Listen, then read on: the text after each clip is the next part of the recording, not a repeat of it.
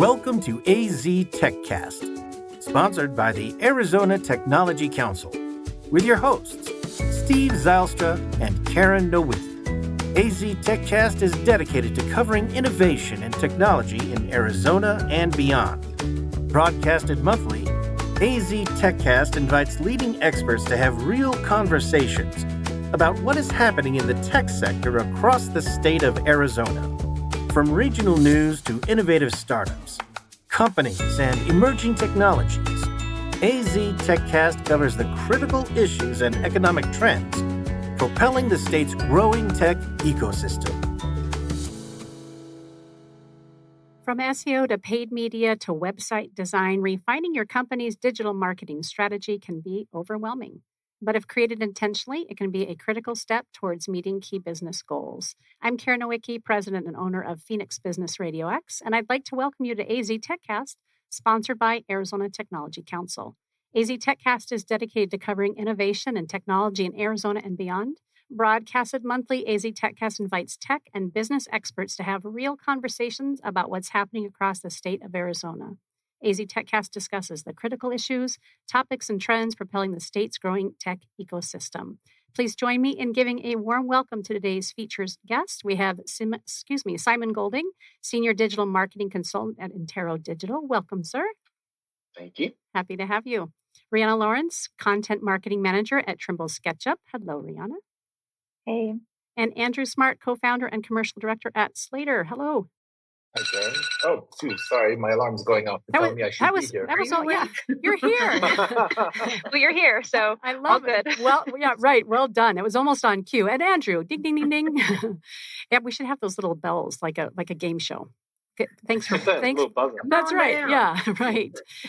And then we also have Bianca Baliga, who is the Director of Marketing and Communications at the Council, and she is often a co-host with me when Steve is not able to be here. Welcome, Bianca.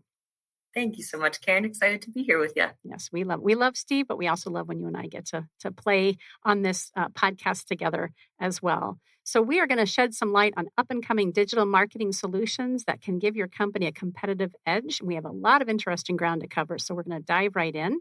And we always like to start by simply having each of you introduce yourselves, the role that you play in your organization, and then how that fits into the Arizona technology ecosystem. So Simon, I'm going to ask if you could start us off, and then we're just going to let you all pop up and join into the conversation.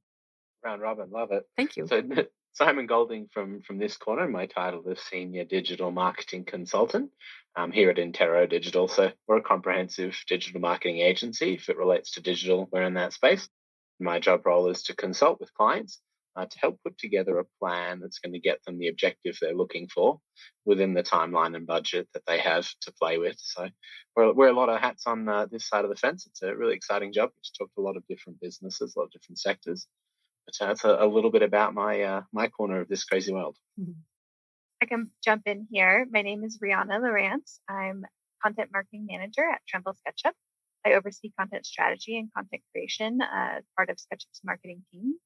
For those of you who don't know what SketchUp is, it's a design software company. Our goal is to provide faster and easier design tools for architects, engineers, and construction professionals so they can fulfill their dreams designing and building. My name is Andrew Smart. I'm a co-founder and commercial director at Slater. We are a business media company focusing on the global language services industry, which means we provide news, research, analysis and information, advisory services, events, all to support the global language industry. This is primarily vendors who provide language services such as translation, localization, interpretation, and the corporate buyers of those services, which can be across literally every industry and every part of the world. And so how does it relate to, say, Arizona? I think the fact that technology enables you to work remotely, you could either work for a company from Arizona, or you could be headquartered in Arizona, and you can reach out to the world. And through different tools and technologies and support, you can do digital marketing, or you could put your content out there and literally reach anyone, anywhere in the world. Excellent. Thank you for those great introductions. I'm looking forward to hearing more. And we want to make sure that Bianca has a chance to kind of represent for the AZ Tech Council as well. I'll do my best to rip it good. Hi, everybody. Bianca Valiga, Arizona Technology Council. The council is the state's premier trade association for science and technology companies. We have over 750 member companies that represent just about every tech sector you can imagine, from optics and photonics to aerospace and defense. I like to tell people that we're a mile wide and an inch deep. We like to really cover every corner of technology to the best of our ability. We host about 100 plus events every single year. We stay really busy in that regard. Our second pillar of change is focused on public policy advocacy. So we like to advocate for a pro-tech and pro-growth environment at the local, state, and federal levels. And then finally, we offer a really robust suite of resources, especially for small and mid-sized businesses, to be able to expand their impact without taking on additional administrative burdens. So I'll keep it short and sweet. I did want to quickly note to Karen that Intero Digital is a valued member of ours, and they are also a sponsor, a platinum level sponsor. So we're excited to shine a light on what they do and also some of the impact that they've had on businesses like Trimble SketchUp and like Slater, so that they can expand their impact even more. So Great. Well, let's dive right in. I can't imagine, but maybe so, that there's someone out there listening or watching on LinkedIn that doesn't know what digital marketing is. But let's start from the very beginning. I think that's why I co-host, because I'm kind of have a beginner's mind and was a third grade teacher for years. So a lot of times these topics are well over my head.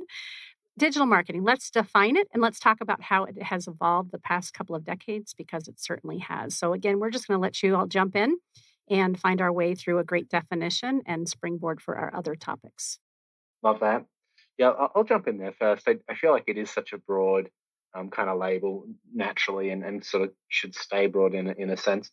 But any leveraging of digital communications for kind of an intentional outcome was the definition I kept coming back to, because there's so many different technologies that bring you into the fold of digital. And there's so many different objectives, so many different goals that we might be deploying those technologies for. So any kind of intentional use, any strategically intentional use of digital communications was the definition I landed on. And we've got a couple smiling faces in the room. What do you guys think? What did I miss, Rihanna? Oh, I think you covered it all. I would just say, when we're looking at digital marketing, we look at different things. We look at the user intent, our business goals and product goals, and we mash all of those together. And then that's the output that we create. I also wanted to mention, we can jump in a little bit into the evolution of it, because I think you covered the definition pretty darn well. I think that what we've noticed as we move to digital marketing is just, that instant communication is readily available. We can interact with our customers more. We can reach a wider audience. We can track our interactions better with the analytics that we have. We've also noticed an increased competition in the digital space. So that's also kept us on our toes. We have to constantly evolve along with digital marketing. We've noticed that attention spans are significantly decreasing. So, in terms of evolution, we've gone from that 1 minute video to that 16-second video. All of these things are just trends and ideas and stuff that we have to really keep in mind as we look at and define digital marketing moving forward. If I could just add one more to that, I think one great thing about technology is it's actually an enabler that can bring down the cost of doing certain types of businesses, or the barriers of entry. And so it really actually starts to open up new markets for what you do. So, when there was old-fashioned print publishing or, billboards and television, it was very expensive. And, you have a lot more options, a lot more tools, and you can be much more targeted in what you do. And I think that's where it gets very interested, as you touched on earlier with the analytics.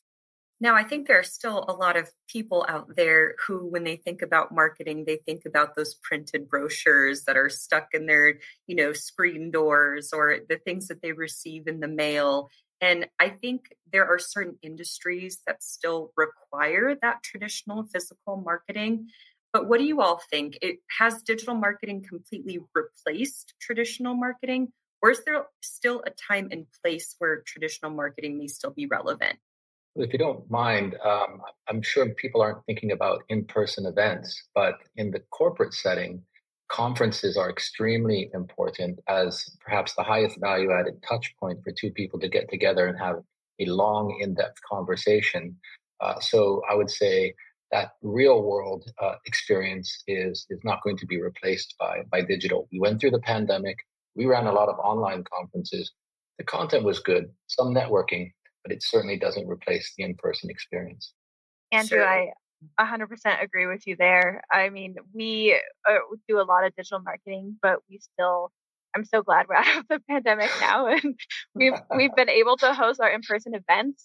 We have a event that we host every other year called 3D Basecamp, and we've had such a response from our community. It just helps build empathy and connection with our customers in a way that you can't really in a digital setting. I think that the idea now is it's not just physical, it's not just digital, but it's combining the different methods together. Especially when you look at DI, diversity, equity, and inclusion. There's some groups that, maybe because of an aging population or they're underserved, they don't have access to the internet, or, vice versa. There's some people who are online a lot and can't get out somewhere. So it's really important not only from a business standpoint, but from an inclusion standpoint to have multiple methods of marketing working together. Yeah, really love that. And from a digital agency perspective, it's very clear that briefs are more likely to succeed when they're deploying more than one channel. If you're trying to be successful through any one avenue, it can be very difficult to get to success. And so connecting that back to the topic question, companies that are really investing across channels and have a decent brand identity out there in the public eye through traditional marketing, that gives us something as a digital agency to leverage and connect with and kind of link into. So I strongly agree with both Rihanna and Andrew there that it definitely is still an important part, particularly for some sectors, and that you're going to, whoever you are, have a better outcome if you're combining the strengths of multiple channels rather than just focusing on one. Great. What would you say the most in-demand digital marketing services are right now in today's world? Yeah, that's such a tricky one. Let me share some thoughts with services, and then I'll pivot the question to channels. Because I think in terms of service lines, it's definitely still true that all the paid media channels are arguably the most in demand. That is to say, to the uninitiated in the room, paid advertising, say on social media, rather than organic, unpaid posting. And same for search, paid search advertising rather than unsponsored, kind of organic rankings. It's all absolutely important. But when I'm asked about demand, I'd say the paid channels are the most demand because everybody wants things the fastest. I want results yesterday, and paid media channels simply, move quicker. So there's that comment. I think the more interesting sort of division is about channels in the sense that, so Google has been around for a long time and is still absolutely dominant in the sector.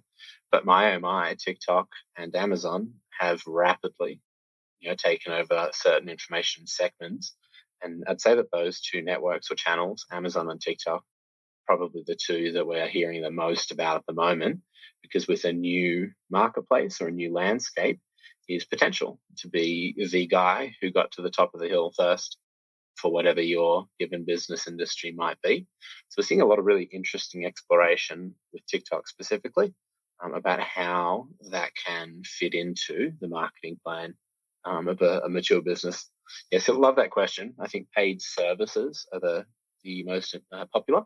I think that TikTok and Amazon are the 2,000-pound gorillas in that particular room at the moment. As you toss it off to somebody else to chime in, I'm surprised to hear you say Amazon. They offer marketing services? Is that what I'm hearing you say?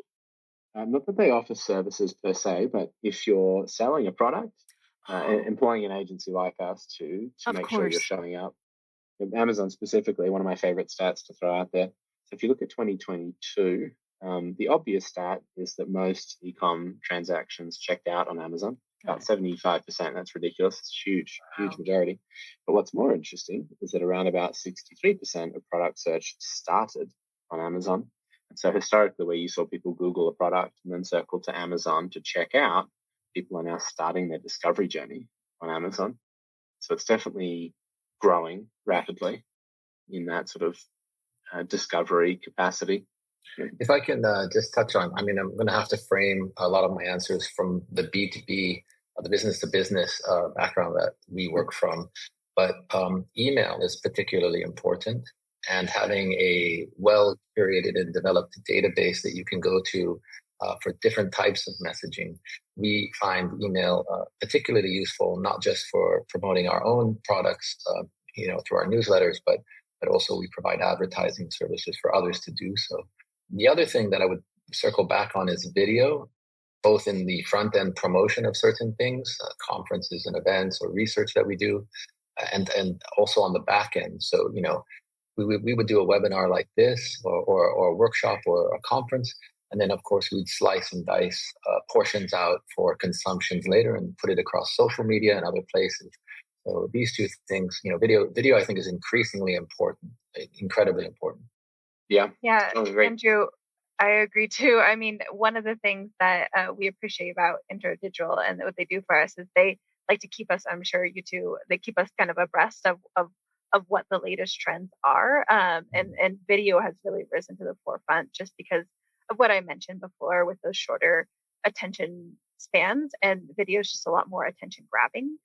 Yeah. And maybe Simon, you can give us a couple, examples of these in practice, but I would say that. And then there's also a lot of services that you don't really think about. I mean, you mentioned TikTok, and social media is one of those that people still sometimes think of as, just a social tool, but it's so much more. And if companies are actively in that space, they can have a huge influence. Well, I'd be curious to hear everyone's take on influencer marketing. That's probably one of those things where people might be curious to learn how it works or to tap into their networks to experiment with it. But has there been a big rise in interest in experimenting with influencer marketing? Yeah, I love that question. It ebbs and flows, to be frank. I've seen a few waves of interest with influencer, and I think it's pretty deeply connected to TikTok as an example.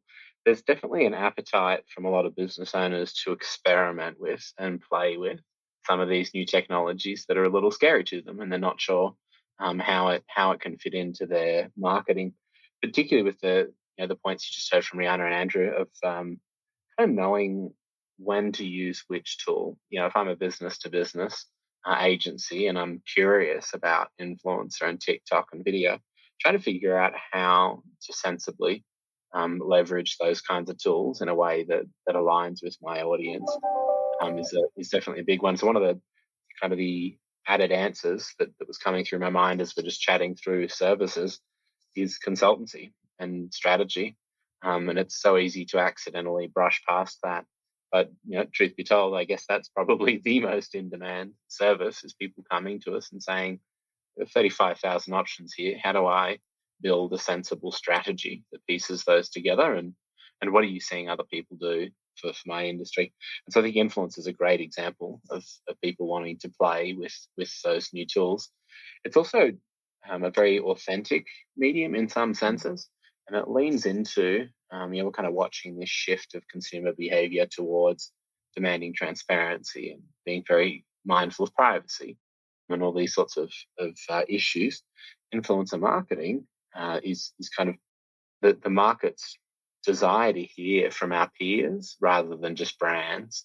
And so you're seeing that shift in paradigm for where those communications will come from kind of evolve in front of us, which is really cool to watch.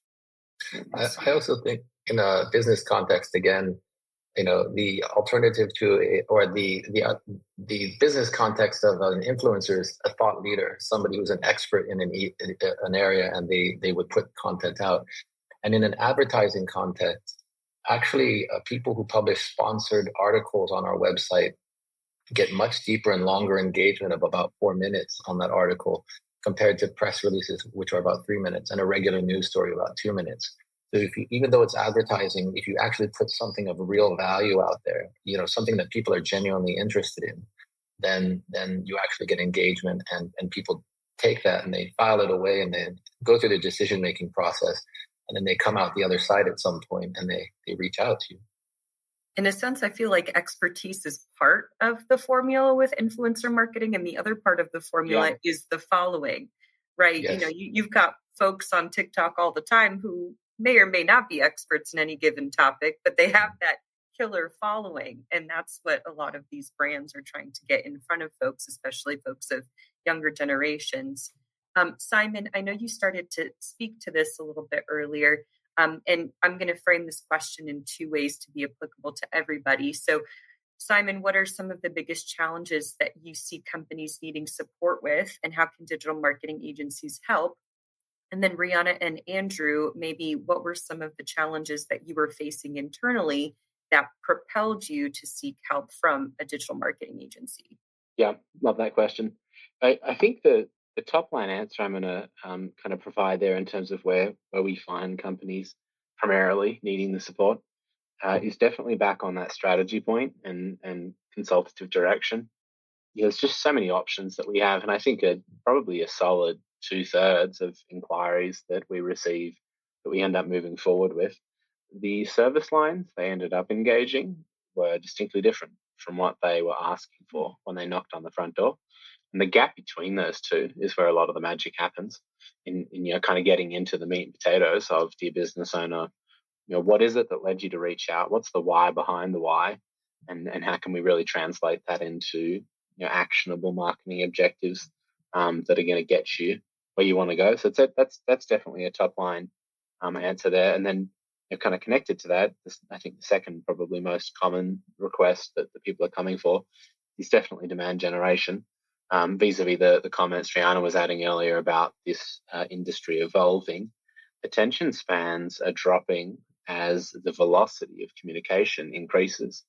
So as messaging gets more dense and loud, people tend to withdraw and hear less.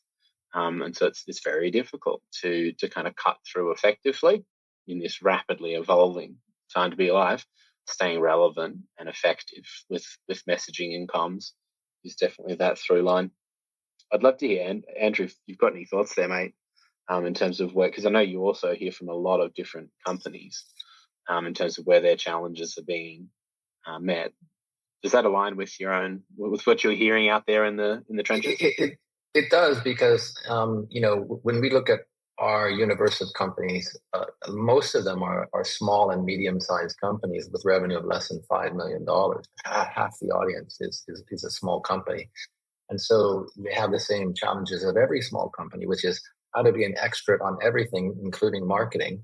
How do I find the resources? How do I get my head across this? How do I become an expert?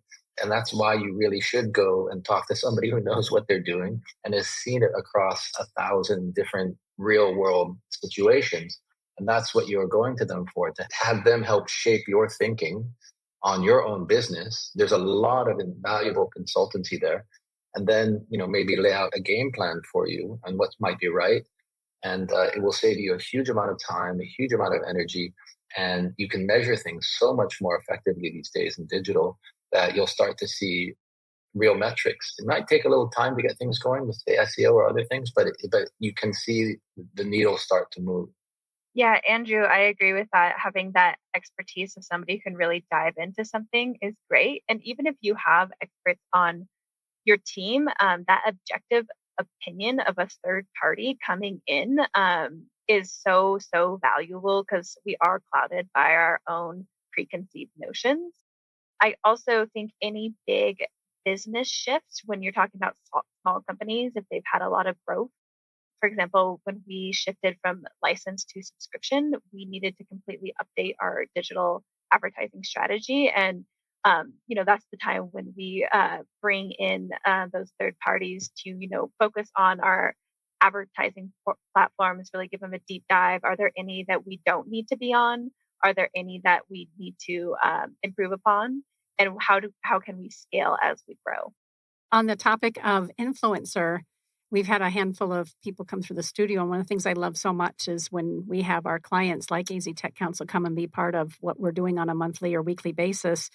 The conversation around being proven over popular is really important, right? And there's a thread that each of you are discussing. If someone's going to land out there as an influencer, you've got to have the chops underneath that. You've got to be able to prove that are worth your weight in gold. And thank goodness for professionals like you to help bring that mission and purpose up and bubbling up instead of just a talking head that really, if somebody goes to purchase their services or their goods and find that company, large or small enterprise or small business, if there's not anything that backs it, I think that ends up creating some problems where digital media is concerned.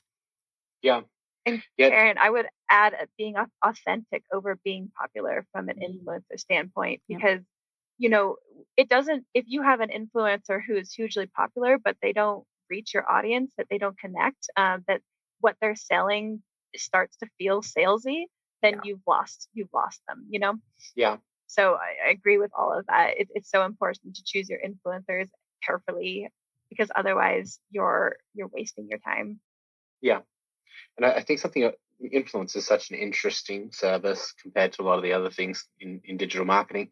And one of the ways it's very unique is that a successful influencer marketing collaboration is exactly that, a collaboration with the influencer, because they are the expert for their audience and their brand and what they're going to be effective representing and what they aren't. And that's very different to other service lines. And so we'll often have clients that are interested in exploring influencer marketing that we will counsel not to, because they're trying to use it like a paid search campaign or a paid social campaign and saying, oh, well, I would like them to fit in this box. And that's just not a wise way to approach it. And that's a really big shift, And I think it's also really interesting that you can't really effectively commission influencers to say the thing you want them to say. Not really. You can commission them to say something and hope that your product speaks for itself. But again, that is a different landscape compared to what a lot of business owners are used to. And they're going to deliver it in their own way. Exactly. And I think the last really cool nuance with influence that I quite enjoying watching, is the value of the content they create is as valuable as them sharing it. And that was not obvious in the early days of influence. If you rewind, say, 10 years, the value of the video they might create for you, dear business owner, being able to take that video and repurpose it for, say, paid advertising, is tremendously valuable. And influencers themselves are kind of catching up to understanding this, which is a good thing. And it's great to see them demanding their worth and really coming along as a mature service in the digital marketing spread, rather than just being perceived as a shiny toy of a new service. It's really awesome to see that service line, find its stride in some sense. And I've noticed too that consumers have gotten exceptionally good at detecting authenticity. Yes. Right. And I think they really yearn that and that genuine connection. So that's something to keep in mind as well. And I wanted to, as we were talking a little bit about the challenges that companies might face, or the real life use cases of companies turning to digital marketing agencies for support with some business challenges, I wanted to share the story of the council. The council has been around for 20 years. We have done an exceptional job of helping to shape Arizona's tech ecosystem, but also bring together the leaders and leading companies within the tech ecosystem to have a say in where the industry goes from here. But I know that in the last couple of years, the work that we've been able to do has really been amplified by the SEO services that Intero Digital provides.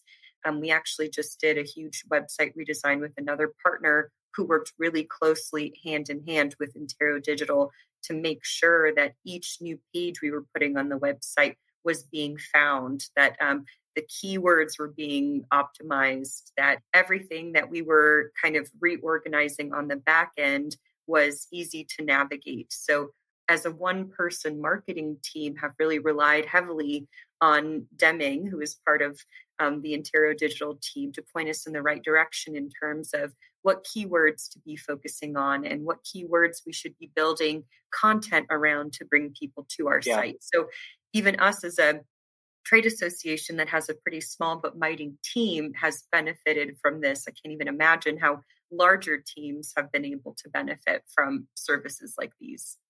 Yeah. Yeah, and digital, I mean, whatever else it is, it's an infinite rabbit hole that's constantly changing. You start to get used to the rules and discover they changed 5 minutes ago. And I think that spirit of collaboration that you're touching on, Bianca, I think is so pivotal in this industry, leveraging experts and letting them take the reins for their piece of the puzzle and collaborating effectively. It's just critical. And great little shout out for Deming. She is fantastic. If you're listening, Deming out there somewhere. She's I just want listening. to add, though, another important thing just before we go move on to the next topic is we did a workshop with Intero, and Simon actually went through a major Google search update that came out, I think maybe about 2 years ago. And it was a massive shift that impacted a lot of people's websites in our industry. And so, laying all that out and telling people what they will need to look at and what they will need to do was incredibly important for helping them, try to retain traffic and maintain that marketing visibility and engagement. 100%. Yeah. This is a great conversation so far, I can tell, because Bianca's smiling ear to ear. So we always know we're doing well when Bianca's like, yay, we're hitting all the high notes. So let's talk about some specific use case studies of companies that have turned digital marketing agencies for help with achieving business objectives and the solutions that they're looking for. What are some specifics that you can share? Yeah, there's tons to touch on, and it's always tricky to know what people are going to find the most interesting with case studies. What I thought I'd highlight in our conversation today comes from a car dealer, an auto dealer that we work with here in Colorado, quite a large one. I'm sure you'd know the brand. And when COVID rolled around, as many companies did, they needed to shut their physical footprint. For the uninitiated in the audience, in the buying cycle of cars, going into the showroom is a key touch point that a lot of the trust building happens, a lot of the feature discussions happen, a lot of the really major opportunities to earn that sale happen in the showroom. And so when the showroom shuts down, that's Our stream quite a tough spot to be in for the management of that dealership. And so they were left scrambling, trying to figure out how to stay alive and how to stay relevant through that transition. And the product that they sort of developed and then came to us saying, hey, how can we get this out there?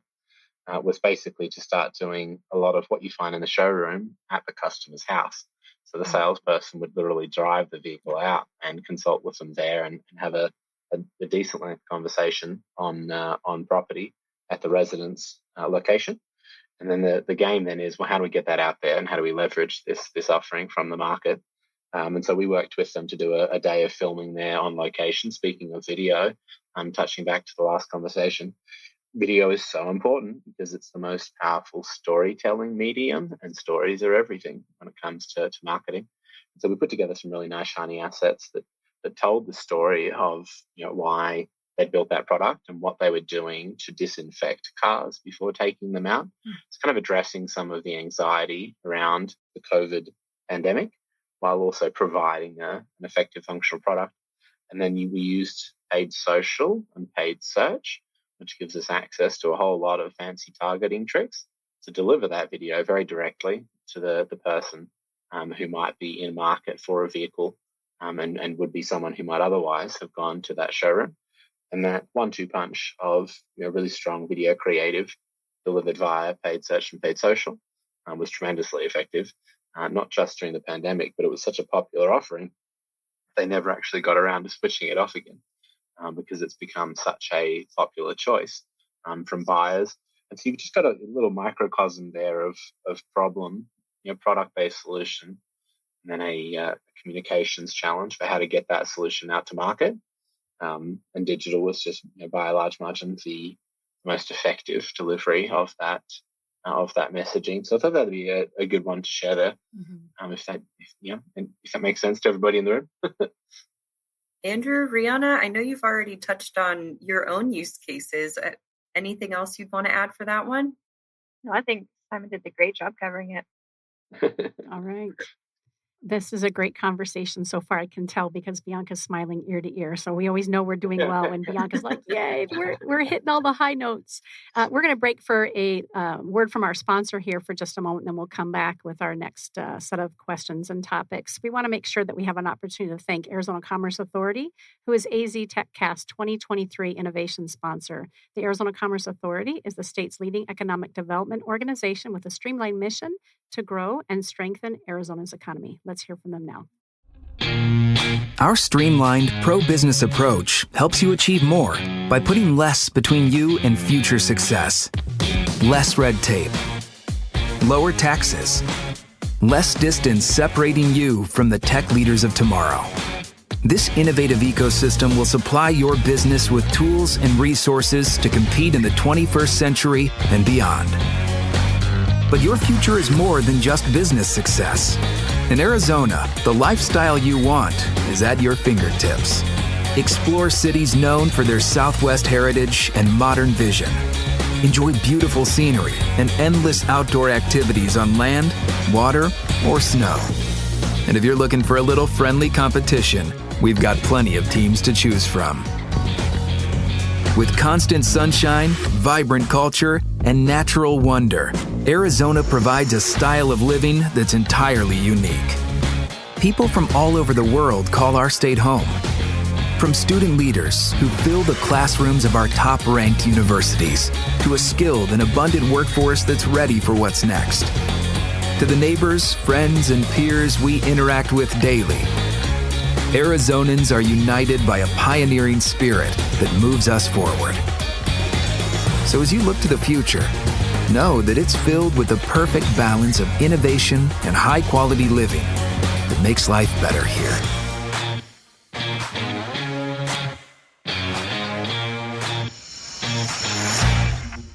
Am I right? Is that not just a fantastic tribute to Arizona? That's a good clip. I'm glad it worked for us the second time around there. Yes. Almost a little too much sunshine this summer. It's been a brutal summer, but here we go. All right. So we've been talking about deploying different digital marketing strategies and working collaboratively with agencies. As you collaborate with agencies, what are the most useful metrics to track when deploying a new digital marketing tactic? So, Simon, that could be something high level that you kind of track on all of your various campaigns. Rihanna, Andrew, maybe something specific that you were keeping an eye on as you've been working with Intero Digital. Yeah, I really love this question. Metrics are so important in our industry. Everything's measured 35 different ways. But knowing which metric to focus on is just as important and can be a real, large dilemma. I'd say the true North Star businesses should be looking to in order to dictate which metrics they're tracking is about the business goals that led you to engage digital in the first place. What was the why behind the why? And that will have a downstream consequence for what you should be tracking. Because just to use a quick passing example, maybe you're already spending some money in paid ads in Google, and the reason you reached out to an agency is because you're not too sure what you're doing and you want to get a better return on that spend. Then the metric of ROAS, return on ad spend, is by definition the metrics that led you to reach out to us. And so that's a really good one to focus on. But if I go to the next person down the road, the goal that they present with is, hey, we've got a new product in the market that no one's seen before, and I really want to get this out there. ROAS is a terrible measure because nobody knows what this thing is. Reach and educating the market is really the business goal that led you to reach out to us in the first place, in which case things like reach and engagement of the ads we push out and what that's looking like is going to become the metric. I realize it's a little bit of a slippery get out of jail free card answer because it depends, as you so often hear in my industry. One of the true North Star metrics I'd give that's relatively all cases is cost per action or cost per acquisition, because the action or acquisition will change depending on what your goals are and who you are and what you're up to. But cost per action is almost always going to be a metric that we're looking at. But yeah, the answer I'd focus on is let your business goals, the why behind the why, let that dictate which metrics are important to you. Last note, and I promise I'll pass the mic, would be leverage your experts. If you're hiring an agency, ask them what metrics you should be focusing on and let them help you counsel through the gap between the business objective and the digital marketing metric that's of interest. Simon, I agree with you there. A metric can be totally useless if you're looking at something and it doesn't pertain to it. You have to look at the entire user journey. So top of funnel, middle of funnel, bottom of funnel, where are they?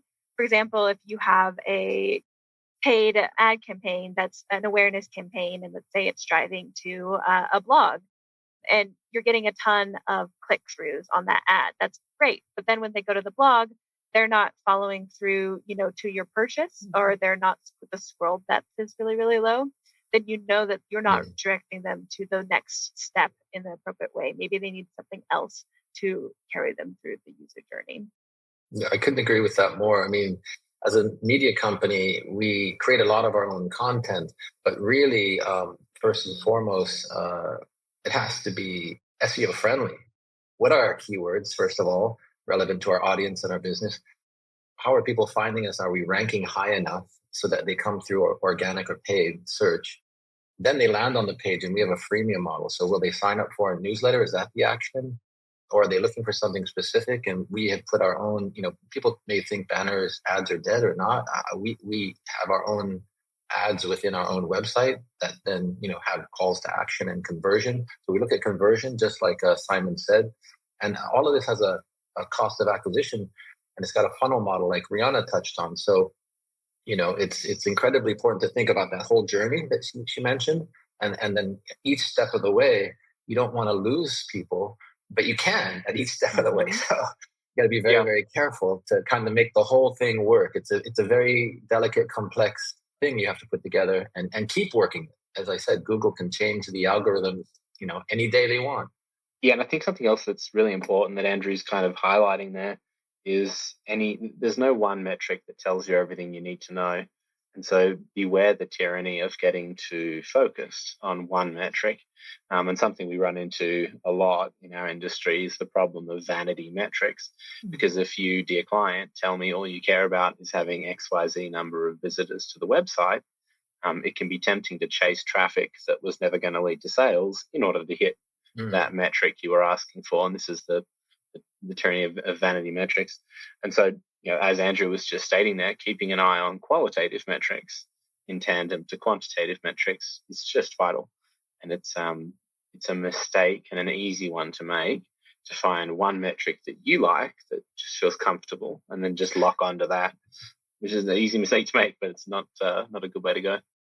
Absolutely. And I think marketing can feel like a black hole sometimes if you're not working within metrics. I think there are folks who you almost have to prove that marketing is worth it sometimes to certain folks, and being able to keep an eye on those metrics just helps you go to people at your company who are in leadership positions to show that things are working or that a different route is needed. I want to kind of combine the next two questions that we talked about. So what role does technology play in improving your digital marketing strategy, but are there specific tools or software that can really be used to dial into that technology and to give you that competitive edge when marketing? Yeah, technology is so critical in this industry. I mean, I think it is in every industry, but particularly in this one, we are beholden to the tools that we have access to. I've been in this industry far too long now, and it's very telling behind the curtain of an agency what tools they're using, because that will dictate what they're able to get into. I'm very privileged to have a seat at Intera Digital this phase of my career, in part because we have our own software solutions.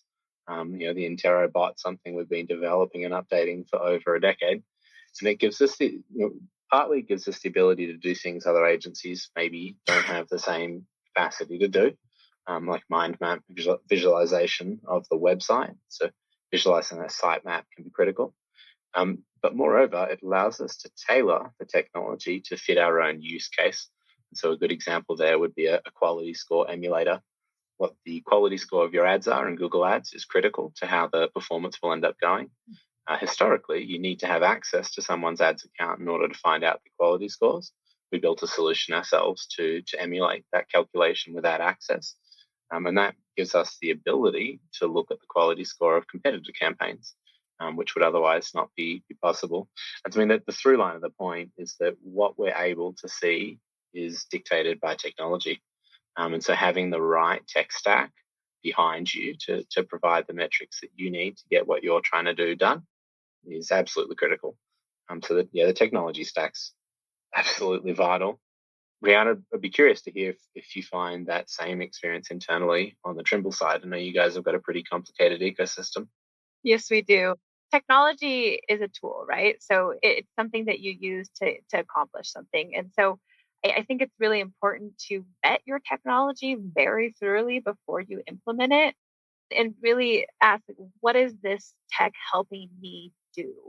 Is it helping me improve my metrics so I can get a better idea of where people are going? Or is it a technology that lets me test content before I put it out there so I don't have a delay in sending out an email? If I'm testing the subject line, I have to send it to a small amount of people and then send it to the wider amount. But if I have a technology that, tests my keywords and tests my writing before I put it out there, it changes my entire strategy. So yes, I would say it's super important. I would love to know more about InteroBot because I've never used it. So please tell me more. But I'm constantly looking up the latest trends to make sure that our team is moving towards more interactive content. So that's why it's always good to hear about new technology and tools. Yeah, I strong agree. Is the short answer all around. Yeah, and InteroBot's it's pretty awesome. I mean, it's not that it has a magic wand capability to do things other people can't do, which is a common misunderstanding we always want to defend against. But what it does enable us to do is just move much faster than we'd be able to do otherwise. I'll give you another quick example there. So it essentially pulls apart a website into all of the nodes of that website and then analyzes that data in some really fancy ways, depending on what we're programming it to do. And so if we, for the example of the Slater website, they have a lot of content. And it might be the case that there's a given service they're trying to optimize around. And so to quickly identify every mention of that service within the entire website, you can program InteroBot to, while it's crawling, flag every mention of a given keyword that we're specifically targeting. And so where it would typically take a small army weeks to crawl through all the content and find those mentions, InteroBot allows us to complete that task, which is essentially keyword mapping, extremely quickly. So I could ramble about InteroBot all day long. Simon, we'll have to chat about this after the call. Offline. Yeah, exactly. incredibly important because we're a small company on one level, but we have an incredibly complex array of content on our website, from just news, but of course research, and then videos and all this other stuff. So it's very complex. And so mapping that, I have to tell you, Simon, I think I'm going to speak to you after this.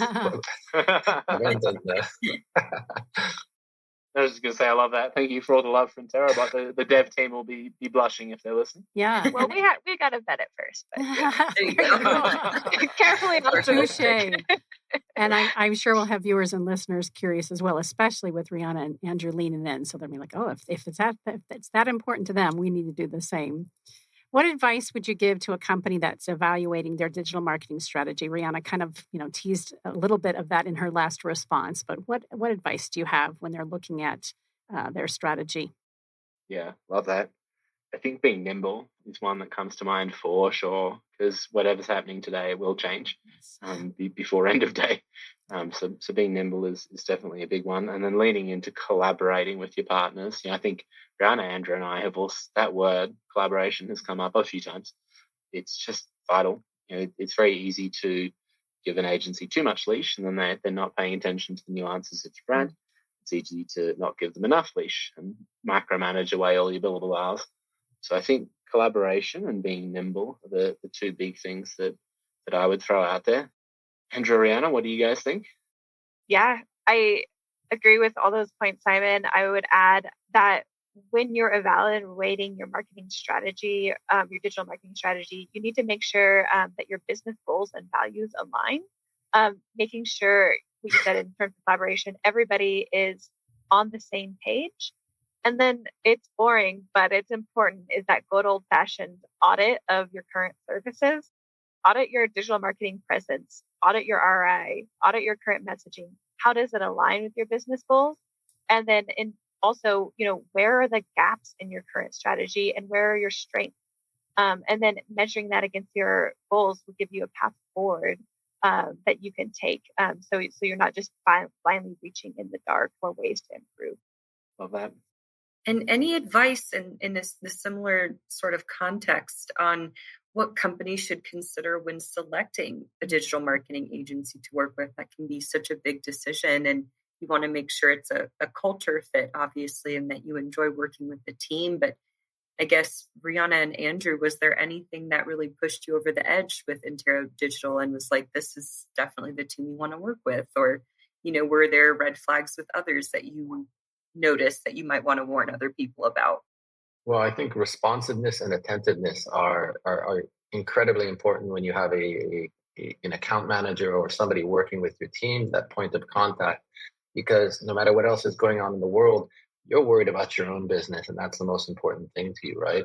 So when you need help or you need advice or you have to get some answer for your boss or whatever you need to do, you really need that help. The second thing is to listen to them and see if what they're actually offering you is in your best interest, or if they're just trying to upsell you on things. A good test of that is often when they give you advice that doesn't benefit them monetarily. And one example would be, we were looking for a new web developer, and Simon put us in touch with a great guy. There's no money for Intero in that, but it was a huge help to us. And, just having that network as well. So, having someone who also knows the industry more broadly and who to point you to if you need additional help is also incredibly invaluable. That runs along the theme of collaboration, right? Continuing to be of good service and value to each other, even if there's no financial gain. It just means we're looking out for each other. Communication is key. I clearly hear that in everything that you're speaking on, these last couple topics we've been talking about. If we don't have communication between the company that we are representing and even guiding them as to what questions and what metrics they ought to be looking at, then there's a disconnect. Yeah. We only have a couple more minutes left. I think we have enough time for one last question. Bianca, do you want to tee us off for that one? Absolutely. So another common theme I've been hearing in this conversation is that things are changing quickly in the world of digital marketing. I even heard Simon say in a day. Did I hear that, Simon? Yeah. By the end of the day, it'll change. It's actually changed since you asked me that last. Trends will come and go. It's so hard to stay up to speed with everything that's going on. What are your predictions? What does the next decade maybe have in store for digital marketing? And are there interesting trends that we should keep an eye on within marketing? What a meaty question. Love that. Well, I think I'm going to call out the big obvious answer I think we're all thinking, which is definitely AI. Right. That's going to be a huge game changer everywhere. And I think it's easy to overstate. For the record, it's easy to understate. It's easy to overstate. It will change the way that we engage almost everything in technology. It won't change the need for human guidance and insight and strategy. And so, we had Andrew and I had a wonderful presentation on this topic a little while back, specific to his industry. And lean in cautiously is the quote I kept coming back to. Would be a fool to think, head in the sand's the way to go. But also the world's not quite as on fire as it might sound, based on AI. And I think what you'll see happen is the availability of creative, of strategy, of assets, of everything will go through the roof. And I think the need for quality over quantity will increase. There'll be more noise. So the importance of finding the signal will go up higher. We look at a lot of products coming onto the market, particularly in the multilingual space. And I'll be very quick because I know we're seeing AI being introduced into video solutions where you can actually change the ethnicity, the look of someone, the language on the fly. So in terms of corporate marketing and creating your own videos or working with a professional service agency, also speech-to-speech translation is getting faster in business meetings and things like that. And content creation, most people think about the commonalities of ChatGPT throwing something out there, but you can actually now use tools. There are tools that are using machine translation and allowing you to change the context, the semantics, formal, less formal, all on the fly, producing things very, very quickly.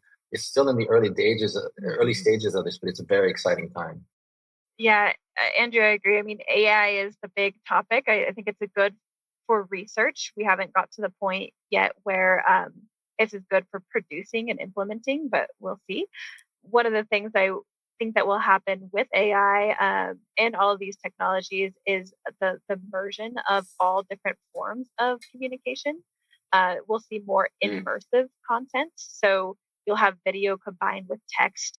The metaverse, everything is gonna come together so that we can really create. Basically, we're recreating that physical experience virtually, right? Right. Because now that we've moved more into the digital space, people are wanting that connection still, and that connection is what makes marketing successful. We could What a probably mic drop moment. Well right. done. I was just going to say the same thing. We can have easily another hour long conversation, and hope to have you guys back for that opportunity. Thank you all for such a rich conversation, and I have no doubt that we brought some great nuggets to our viewers and listeners.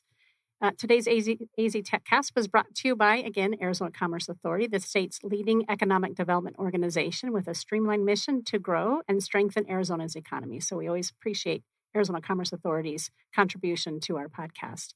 If you're interested in being a podcast participant or sponsor for the Council's AZ TechCast, then please contact marketing at aztechcouncil.org, and you'll find Bianca at the other end of that email so that you can learn more about the opportunities to further position yourself as a tech expert, influencer, and innovator. Until next time, I'm Karen Nowicki, and again, we appreciate listening to AZ TechCast.